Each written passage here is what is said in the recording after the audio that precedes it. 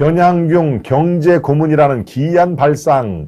변양균 여러분들 생각이 나시죠? 변양균 노무현 때 장관을 했던 변양균이죠. 노무현 때 장관을 하고 또 이분도 마찬가지로 또 이 스캔들이 있습니다. 어떤 스캔들인가 여러분 잘 기억이 나실 겁니다. 신정아 큐레이터이죠. 미술품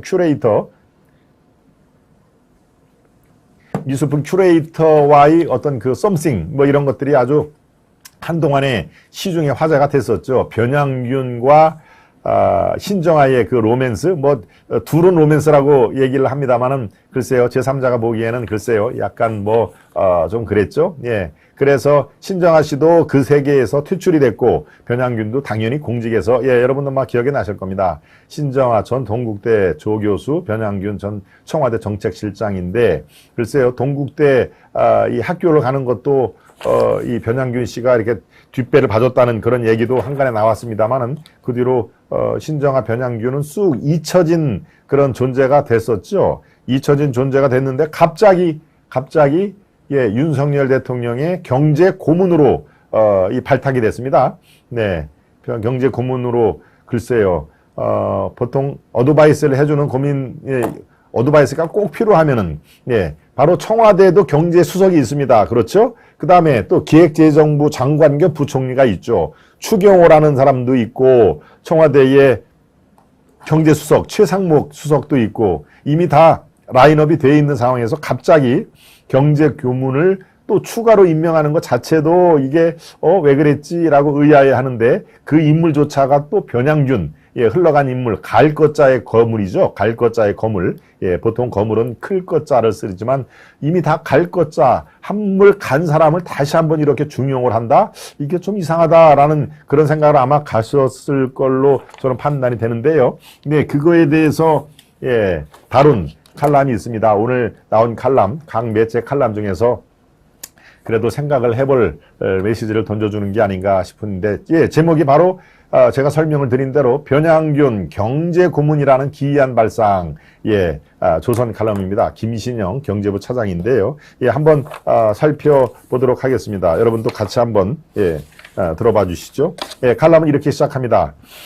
2005년 당시 재정경제부 등을 취재하는 정책팀 막내 기자로 일했다. 예, 이 칼럼을 쓴 그 기자가 그렇다는 얘기입니다. 그때 경제부총리가 한덕수, 기획예산처 장관이 변양균이었다.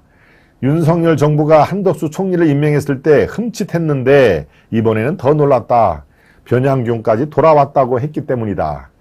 대통령실은 최근 그를 대통령 경제고문 겸 자문위원으로 위촉한다는 보도자료를 냈다. 변 고문은 노무현 정부 시절 청와대 정책실장 지위를 이용해 한 사찰에 특별교부금을 주도록 압박한 죄로 2009년에 유죄 판결을 받았다. 요란한 스캔들은 접고 보더라도 권력형 비리는 확실했다. 경제고문이 무엇하는 자리인지 여러 경제부처에 문의했으나 모르겠다는 답변만 돌아왔다. 알아내면 좀 가르쳐달라는 공무원도 있었다. 글쎄 경제고문이 도대체 뭐 하는 자리인가 알만한 사람한테 물어봐도 한결같이 글쎄 경제고문 글쎄 경제 어드바이스 하는 자리인데 왜 변양균을 썼는지 잘 모르겠다라고 하는 그런 답변만 돌아왔다는 얘기입니다.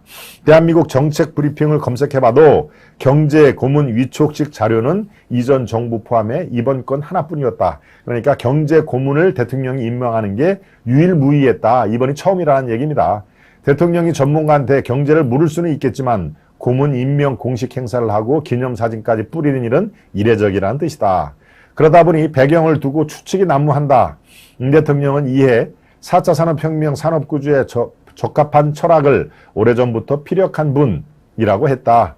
변 고문 본인은 내 책이 가장 중요한 이유로 알고 있다. 대통령이 내가 쓴 책을 2번이나 읽었다고 한다. 여기서 내 책이라는 얘기는 변양균 고문이 쓴 경제 철학의 전환이라는 그런 책이 있습니다. 예.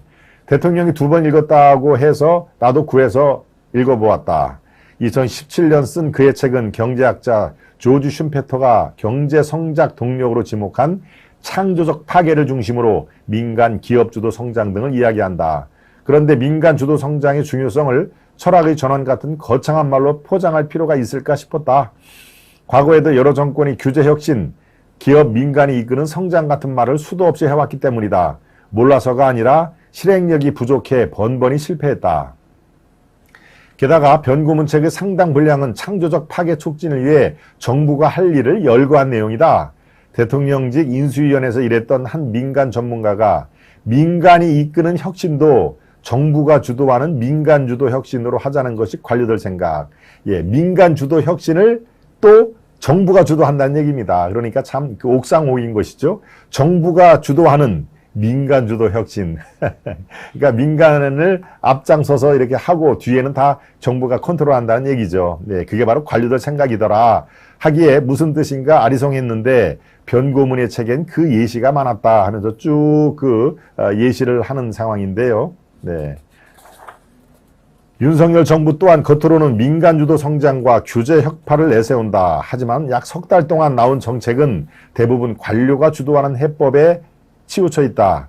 민간은행에 대출이자를 낮추라고 압박하면서 빚 상환을 연장하고 이자도 깎으라는 구체적인 지시를 내린다.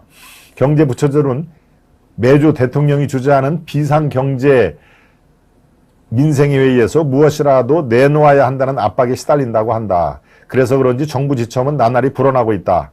금융기관 자율적으로 90 내지 95% 만기 연장이라는 강제인지 자율인지 모를 정부 발표까지 나오는 판국이다. 옛 관료를 무리하게 고문으로 앉히는 대신에 정부의 이런 개입을 푸는 편이 차라리 창조적 파괴에 가깝지 않을까. 예, 칼럼은 이제 이렇게 마무리를 짓습니다. 뉴욕타임즈 경제 칼럼니스트 폴 크루그먼이라는 경제학자가 있습니다. 예, 뉴욕대 대학 교수죠. NYU.